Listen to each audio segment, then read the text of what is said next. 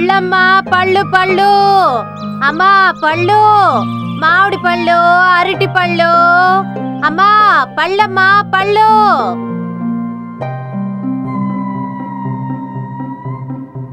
Hi, పండ్లు. మామిడి పండ్లంటే నాకు చాలా ఇష్టం. ఇదిగో, కాస్త ఆగు. నాకొక మామిడి పండు ఇస్తావా? తప్పకుండా ఇస్తాను. నువ్వు వెళ్ళి ఏవైనా తీసుకురా, అప్పుడు ఏ పళ్ళు కావాలన్నా తీసుకో, సరేనా? అయితే ఉండు, వస్తాను. ఏం చేద్దాం? ఏం తీసుకెళ్దాం? పాలు అయిపోయాయి, వెన్నేమో నేను అన్నయ్య తినేశాం. కొంత మిగిలుంటే కోతులకి పెట్టేశాను. ఏమిటి నాయనా, ఏమిటి ఆలస్యం?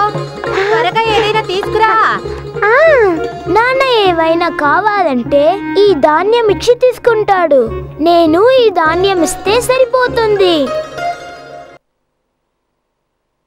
ఈ ధాన్యం తీసుకుని నాకు మామిడి పండివ్వు. నువ్వు నాకు ఇవ్వడానికి చాలా ఎక్కువే తీసుకొచ్చావు. పర్వాలేదులే, చిరునవ్వులొలకబోస్తూ నా ముందు నిల్చున్నావు, అందుకని నీకే మామిడి పండిస్తున్నాను.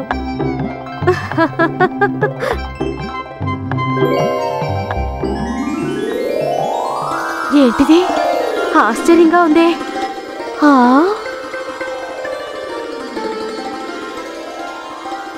నా మీద ప్రేమ చూపించినందుకు నా కానుక.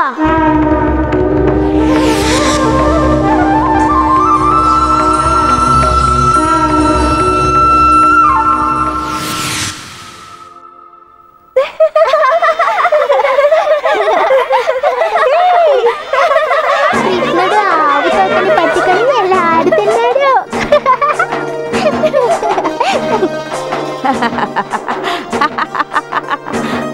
కృష్ణ, వదిలిపెట్టు, వదిలిపెట్టు కృష్ణ, లేకపోతే నువ్వు కింద పడిపోతావు. కృష్ణుడికి అసలు ఏ భయం ఉండదు.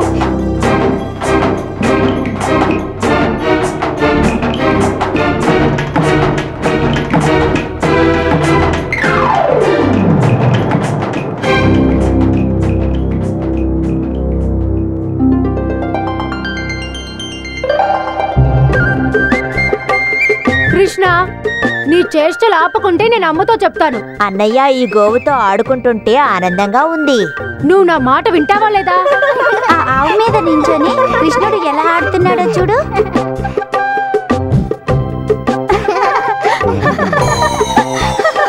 కృష్ణుడికి అసలు ఎలాంటి భయమూ ఉండదు.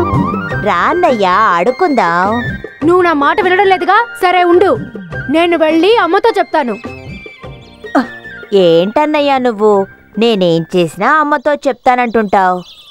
నువ్వు అమ్మకు తప్ప ఇంకెవరికీ భయపడవు కదా కృష్ణ.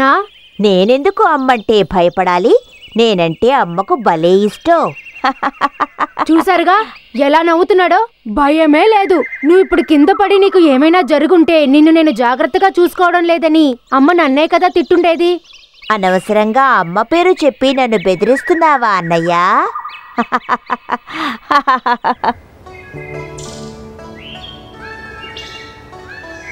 నువ్వెవరిని వెతుకుతున్నావో నాకు తెలుసు. 2 రోజులుగా కృష్ణుణ్ణి చూడలేదనేగా. చాలే ఊరుకోవే, నిన్న కూడా మా ఇంట్లో దూరి వెన్నంతా తినేసి వెళ్ళిపోయాడు. అలాగా? నువ్వు కృష్ణుణ్ణి కొట్టలేదా? సరేలే, వెన్నెందుకు తిన్నావని అడిగితే కళ్ళ ముందు కనిపించింది గనక కాజేశాను అన్నాడు.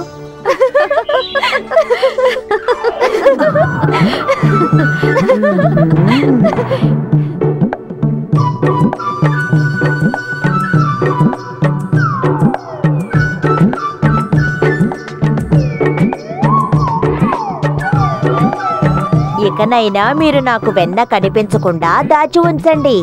ఏంటి?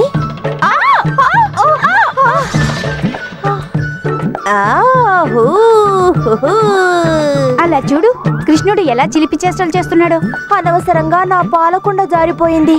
కృష్ణుడు చేస్తున్న చిలిపి చేష్టల్ని మనం యశోదమ్మతో చెప్పాల్సిందే. కృష్ణ, నీ అల్లరి మరీ ఎక్కువైపోతోంది. నీతో చేరి ఇప్పుడు నేను నీ మాట వినే పరిస్థితికొచ్చాను.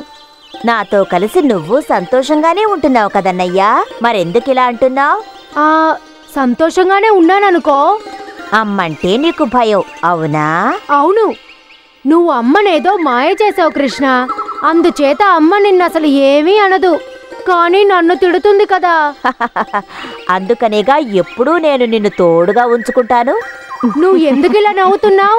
అన్నయ్యా, ఆ అమ్మాయి ఎవరు? ఓ, తను మాలతి అత్తయ్య కూతురు భవానీ. ఇంకెవరో అనుకున్నాను. వద్దు, నువ్వు రా, నా మాట చెప్తాను. విను. నువ్వు ఎలాంటి చిలిపి చేష్టలు చెయ్యొద్దు. ఎక్కడికెళ్తున్నావు భవానీ? ఇంకెక్కడికి, ఇంటికే వెళ్తున్నాను. చూడు కృష్ణ, నువ్వు నాతో అసలు మాట్లాడొద్దు. ఏ, నేనేం తప్పు చేశాను? ఆ రోజు నువ్వు నా తల మీద వెన్నముద్ద ఎందుకు వేశావు? నేను వేయలేదు భవానీ, ఆ పని వసంతుడు చేశాడు. కావాలంటే మా అన్నయ్యని అడుగు, తను అబద్ధమే చెప్పడు. నిజమేగా అన్నయ్యా? చెప్పు. అది చాలే, ఊరుకోండి. నిజం తెలిసినప్పుడు చెప్తాను. భవానీ, నీకో విషయం తెలుసా? మా అన్నయ్య కూడా విచిత్రాలు చేస్తుంటాడు. విచిత్రాలా? ఏమిటా విచిత్రాలు? నీ కళ్ళ ముందే తను మాయమవుతాడు, కాసేపట్లో కనిపిస్తాడు. అవునా? ఎలాగా? కృష్ణ, ఏమిటిది?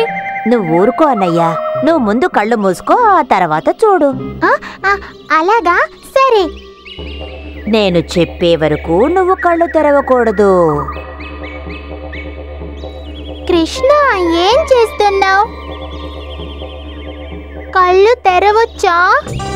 చెప్పు, ఇప్పుడు కళ్ళు తెరవచ్చా?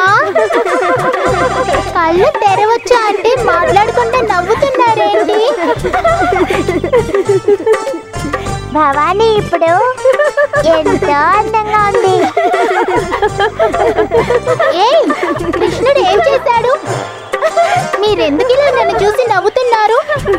నువ్వెంత అందగత్తవన్న విషయం ఇప్పుడే తెలిసింది, అందుకే నవ్వుతున్నావు. కృష్ణుడు ఇలా చేశాడేమిటి? ఉండండి, నేను వెళ్ళి మా అమ్మతో చెబుతాను.